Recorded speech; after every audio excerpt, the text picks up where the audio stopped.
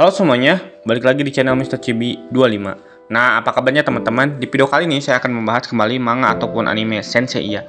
Untuk video kali ini saya akan membahas manga Senseiya Chaos Chapter bab 1. Nah, kalau begitu kita mulai saja pembahasannya. Dahulu kala sejak zaman mitos sebelum alam semesta lahir mereka sudah ada. Mereka disebut dewa dan dikatakan memiliki kekuatan besar yang mampu menciptakan segala jenis benda di alam semesta. Akan tetapi di balik keberadaan dewa ada bayangan di balik cahaya. Ada ras dewa kedua yang sama sekali berbeda dengan mereka. Dua ras dewa tersebut bertentangan, mereka berperang satu sama lain sejak zaman kuno. Dua ras dewa tersebut menentukan nasib alam semesta yang besar. Salah satu dewa disebut Order Cosmo, yang lainnya disebut Disorder Chaos. Setengah bulan telah berlalu sejak akhir pertempuran antara Dewa Zeus dan para Sen yang mempertaruhkan keselamatan bumi. Dengan hilangnya Zeus, keberadaan surga sedang tidak stabil. Laurentie dan Alpior sedang berjaga di Shangri-La. Mereka menjaga keharmonisan alam. Dengan kosmo hidup mereka dalam salah satu dari 3 senjata dewa, yaitu harpa suci Eros, dengan cara memainkannya. Seseorang tiba-tiba datang dan berhasil menembus 3 area kosong, kuil suci dan memasuki surga.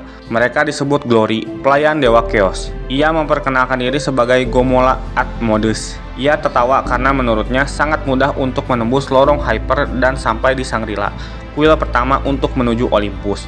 Ia juga meledek setelah pertarungan para kaisar dengan para Sen, para kaisar mati satu demi persatu. Itulah alasan para Glory datang.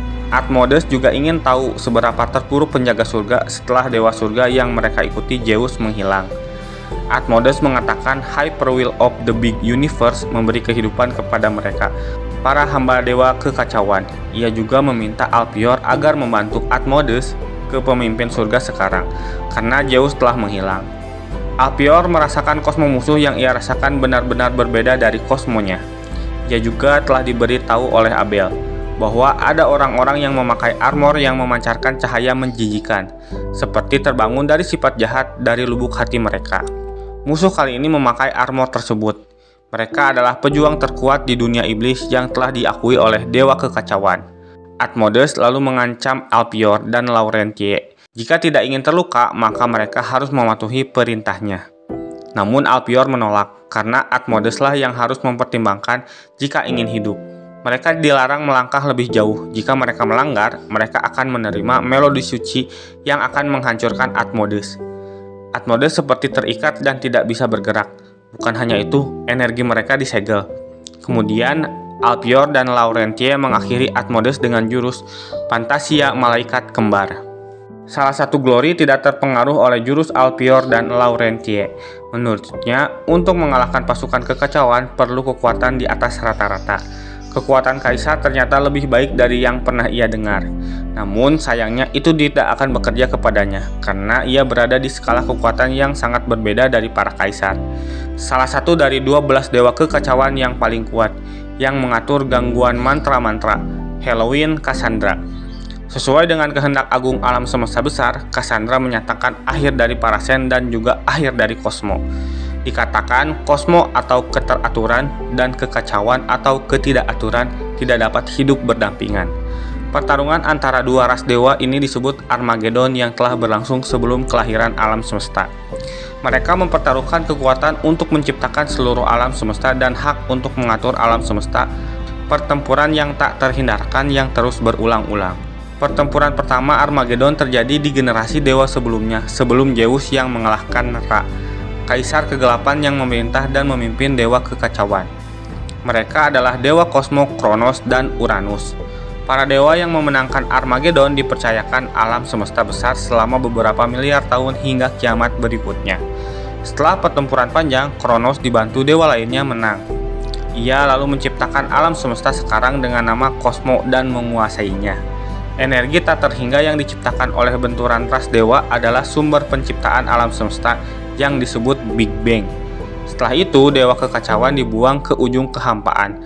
Mereka pergi tidur sampai dewa baru dibangunkan untuk Armageddon berikutnya.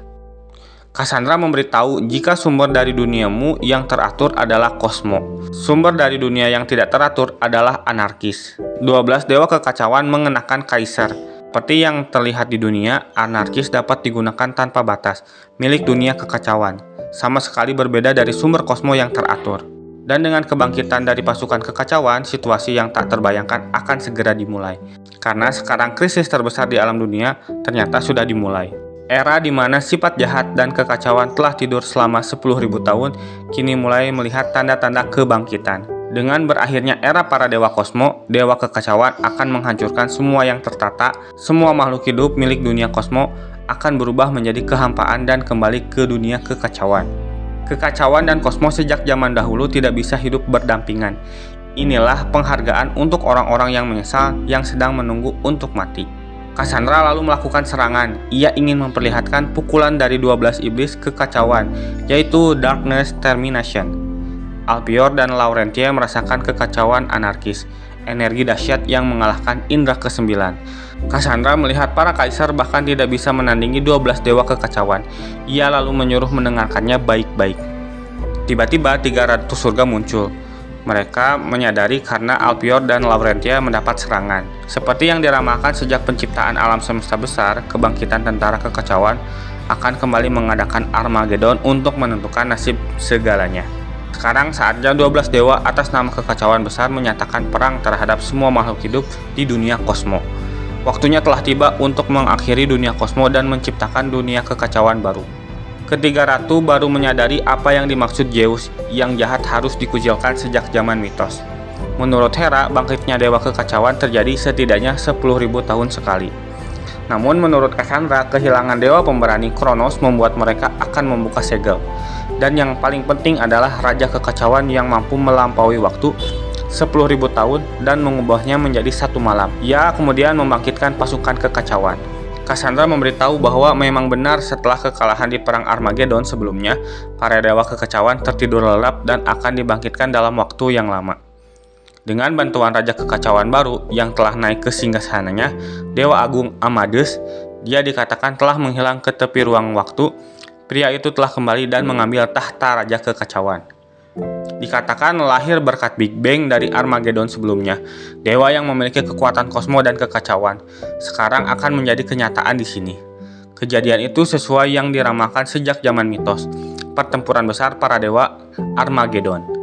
Kekacauan dan kosmo musuh satu sama lain, dua ras yang tidak bisa hidup berdampingan. Salah satu ras harus memenangkan pertempuran, menciptakan dan mengatur alam semesta sesuai keinginan pemenang. Yang kalah akan dibuang ke ujung kehampaan dan tidur selama beberapa miliar tahun. Dan dengan kekuatan Raja Amadeus, kekuatan kosmo mulai ditolak, berubah menjadi perintah oleh kekacauan. Upacara sakral yang melahirkan kembali alam semesta ini disebut Ragnarok. Dewa kekacauan bangkit sebagai garda depan untuk kesiapan bertempur yang sempurna. Semua kosmo akan menjadi kekacauan. Hal-hal bodoh seperti cinta dan keadilan akan ditelan oleh kejahatan dan malapetaka yang tak terbatas. Para dewa Olympus harus menyadari dan rela menerima jalan kehancuran. Bahkan jika para dewa kekacauan tidak ikut campur pun, dunia sedang menuju kekacauan. Kalian para dewa kosmo tidak bisa mengaturnya. Cassandra akan menghabisi dewa kosmo yang tersisa dalam satu serangan. Apollon dan Sirius tiba-tiba datang. Mereka berdua ternyata masih hidup.